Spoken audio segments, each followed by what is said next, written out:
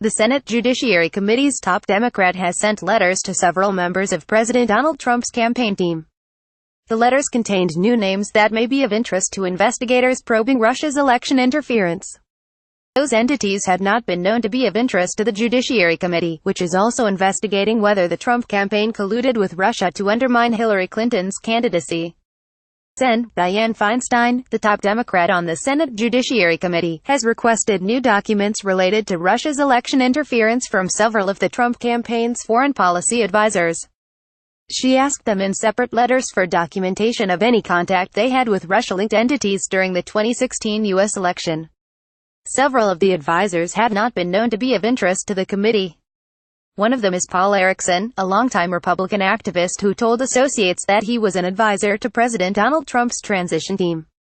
Erickson reportedly started a limited liability company called Bridges LLC with the Russian gun rights advocate Maria Butina, and he traveled to Moscow in August 2014 to meet with Butina's organization. Butina and her associate Alexander Torshin, a Russian politician and banker close to Russian President Vladimir Putin, are also of interest to the committee. Torshin asked the campaign through an intermediary whether Trump would meet with him on the sidelines of the National Rifle Association's convention last year, according to emails forwarded to Jared Kushner, Trump's son-in-law and top advisor.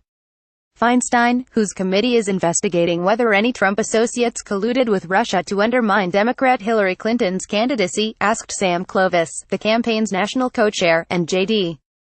Gordon, its national security advisor, for their communications with or concerning the NRA, Paul Erickson, Alexander Torshin, Maria Butina, and others associated with Torshin's outreach. I'm always glad to clear up popular misconceptions, myths, and blatant falsehoods surrounding all things Trump-Russia, like I've already done with other congressional committees, Gordon told Business Insider. I look forward to a valuable exchange of information with the Senate Judiciary Committee as well. A new request to Carter Page. In her letter to Carter Page, an early foreign policy advisor to the Trump campaign, Feinstein asked for all communications to, from, or copied to you with or concerning Sergei Karaganov, a Russian political scientist and foreign policy advisor to Putin, Randy Levinas, the executive vice president and chief operating officer of the U.S.-Russia Business Council, and Bernie Setcher, a former managing director and head of global markets for Russia at the wealth management firm Merrill Lynch.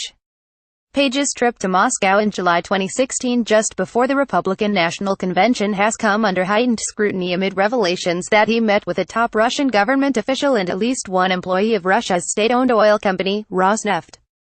Levinas told Business Insider on Wednesday that the U.S.-Russia Business Council reached out to the Trump and Clinton campaigns before the election to figure out each as Russia person who was dealing with economic and business issues. Page's name had been mentioned in the press. Levinas said, "So, I reached out to Bernie Setcher to try to get in touch with him." Setcher and Page evidently overlapped at Merrill Lynch. Page worked there from 2000 to 2008, and Setcher joined in 2007. Setcher had previously been the chairman of Alpha Capital, a limited liability company that is a member of Alpha Group. Feinstein also asked Page for his communications with or concerning Alpha Group, which came under scrutiny by federal and congressional investigators after a computer server for the Russia-based Alpha Bank repeatedly looked up the contact information for a computer server being used by the Trump Organization, far more than other companies did, representing 80% of all lookups to the Trump server. CNN reported in March.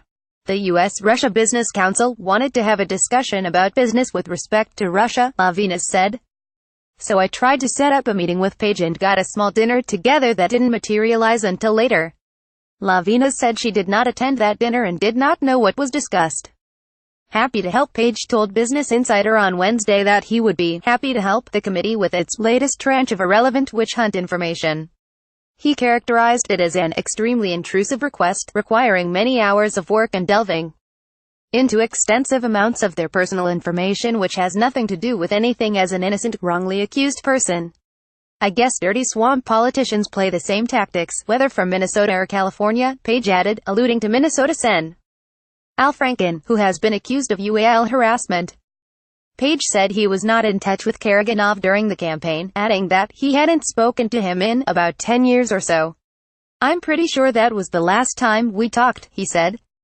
Karaganov, who is now the Dean of the Faculty of World Economy and International Affairs at Moscow's Higher School of Economics, supported Russia's incursion into Ukraine in 2014 and has advocated Moscow's presenting itself as a moral defender of ethnic Russians to gain political influence in the regions they inhabit. "We want the status of being a great power," Karaganov told Germany's Der Spiegel last year. "We unfortunately cannot relinquish that. In the last 300 years, this status has become a part of our genetic makeup." He added later, "We believe that Russia is morally in the right. There won't be any fundamental concessions coming from our side." Site highlights each day to your inbox. Follow Business Insider Australia on Facebook, Twitter, LinkedIn, and Instagram.